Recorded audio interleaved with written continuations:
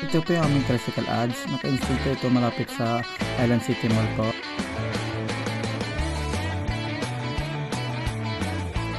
And meron kaming sa tapat po ng mga bus terminal.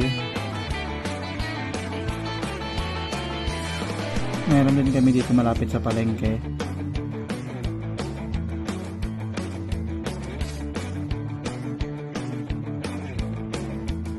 Ang kagandahan po dito ay niikot niya po yung buong Tagbilaran City at meron kaming tatlong tricycle na nalagyan na ang biyahe po ay palabas po ng Tagbilaran City papunta sa ibang bayan po dito sa Bohol.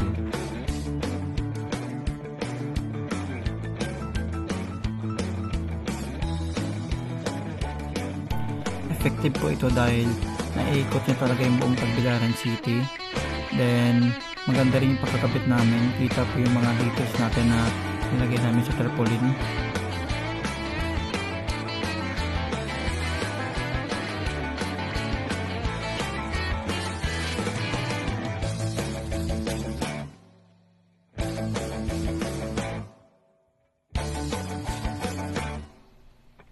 Meron pa po kaming 10 tricycle ads at ikakabit namin ito next week po.